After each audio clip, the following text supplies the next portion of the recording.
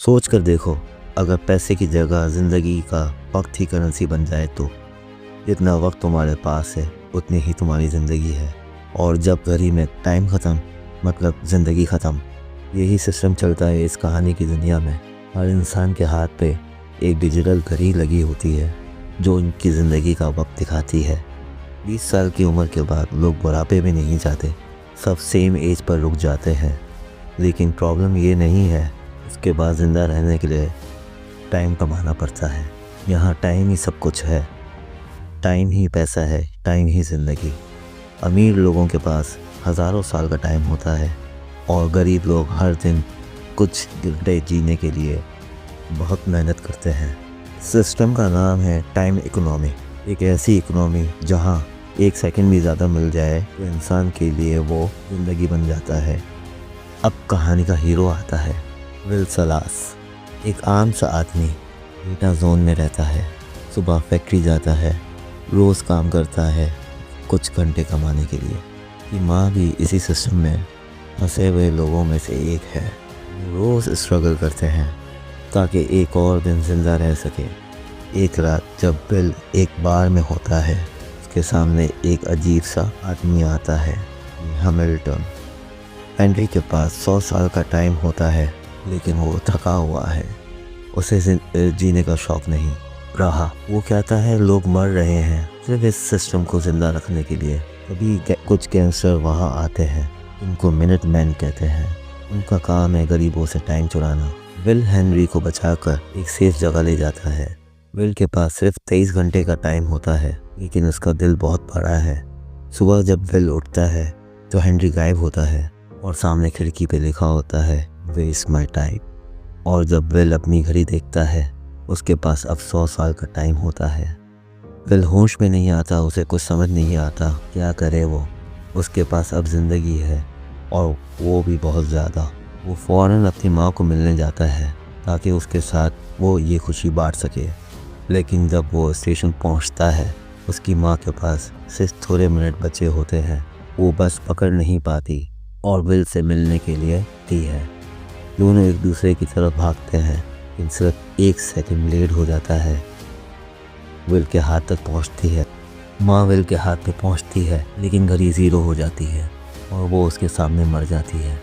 टूट जाता है, उसके अंदर गुस्सा भर जाता है सिस्टम के खिलाफ, अमीरों के खिलाफ। उसे समझ नहीं आता है कि सब एक गेम है जहाँ अमीर लोग हमेशा जिंदा रहते हैं और गरीब लोग सिस्टम को ज़िंदा रखने के लिए मरते हैं।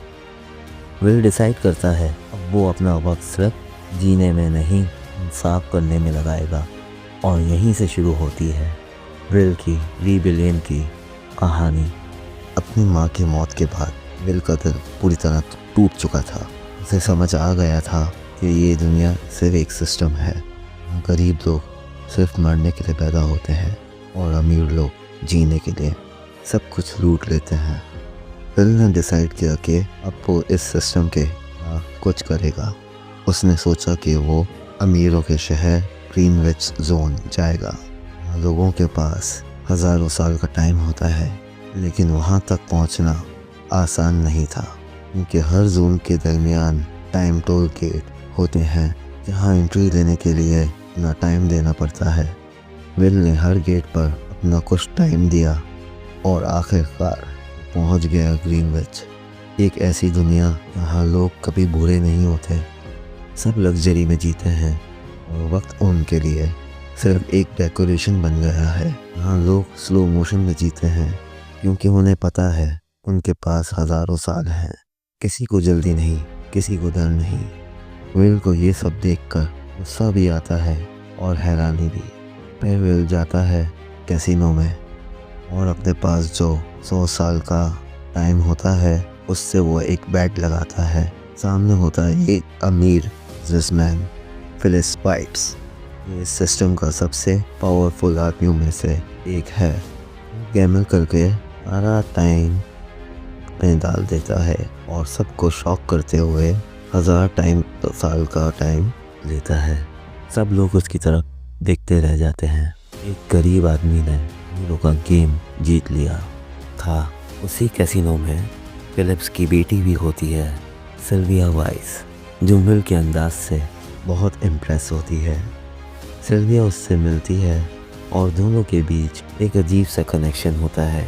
सिल्विया एक अमीर घर की लड़की है, लेकिन अंदर से वो भी सिस्टम से तंग है।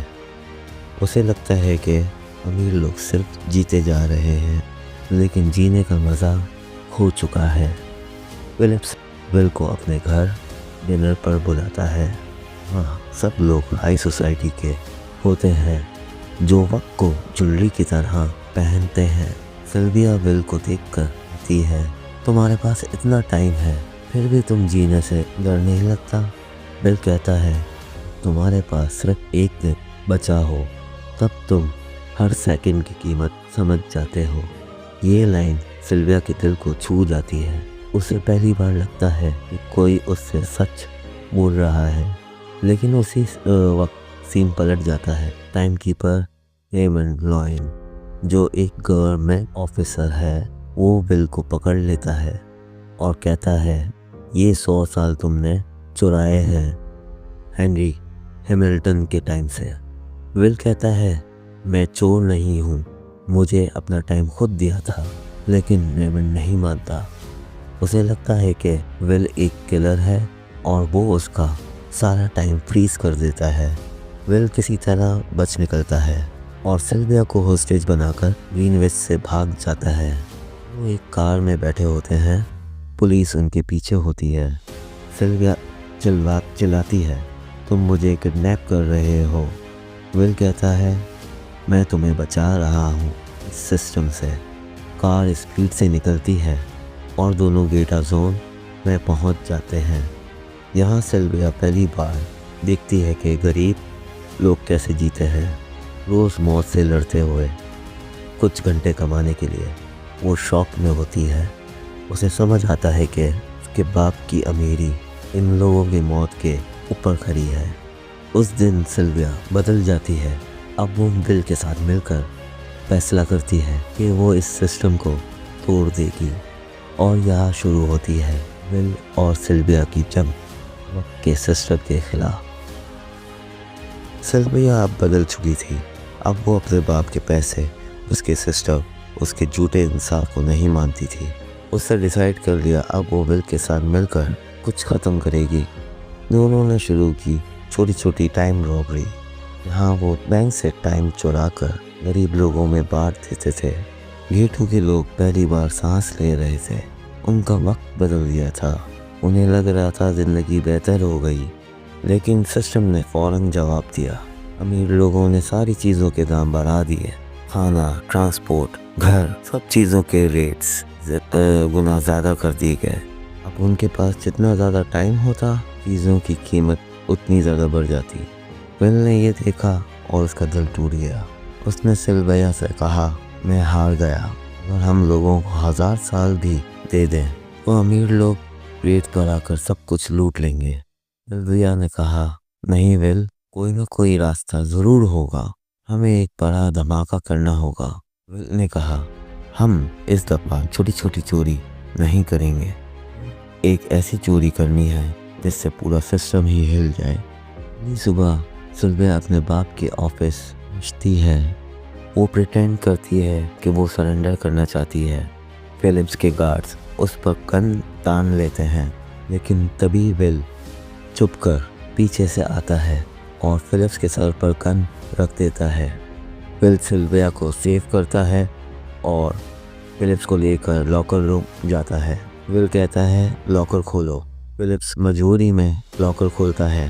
दोनों मिलकर एक टाइम कैप्सूल चुरा लेते हैं जिसमें 10 लाख साल का टाइम होता है। ये वो टाइम है जो गरीब लोग की मौत से इकट्ठा किया गया था। विल और सिल्विया उस टाइम कैप्सूल को लेकर फ़ौरन भाग जाते हैं। जब टाइम कीपर रेमंड लियोन को इस बात का पता चलता है तो वो उनके पीछे निकल पड़ता है, लेकिन उसके हाथ में टाइम कम बचा होता है, 1 घंटा। वो हेडक्वार्टर को कॉल करता है, जल्दी मेरी सैलरी कैप्सूल भेजो, मेरे पास सिर्फ कुछ मिनट बचे हैं। लेकिन वो जैसे ही विल की कार देखता है, वो बिना टाइम ट्रांसफ़र किए ही उसके पीछे लग जाता है। उसे डर होता है अगर ये 1,00,000 साल करीब वो तक पहुंच गए पूरा ग्रिड सिस्टम बर्बाद हो जाएगा। रेमंड पूरी स्पीड से विल और सिल्विया के पीछे दौड़ता है। डेंजरस चेस होती है लेकिन विल और सिल्विया उससे बच जाते हैं और गेटो सिटी पहुंच जाते हैं।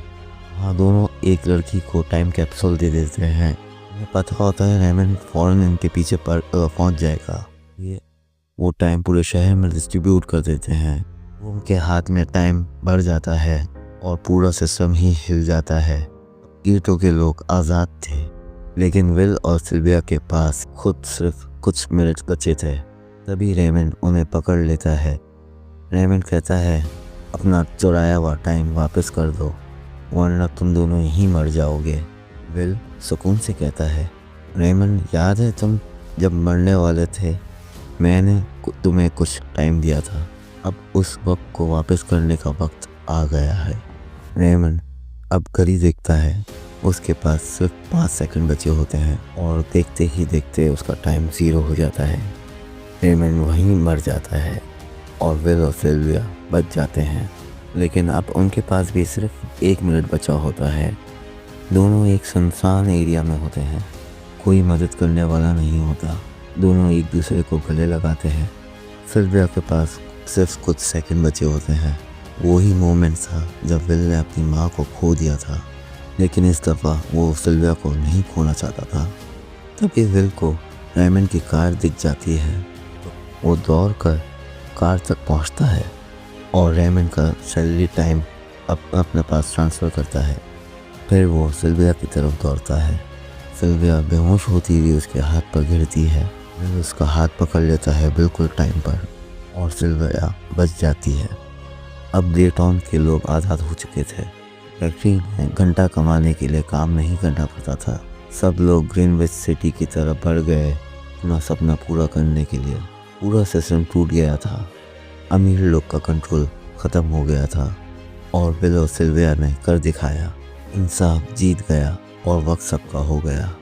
अगर आपको ये कहानी पसंद आई हो तो लाइक करें, सब्सक्राइब करें और बेल आइकन ज़रूर दबाएं। मिलते हैं नेक्स्ट वीडियो में और ज़बरदस्त मूवी के साथ।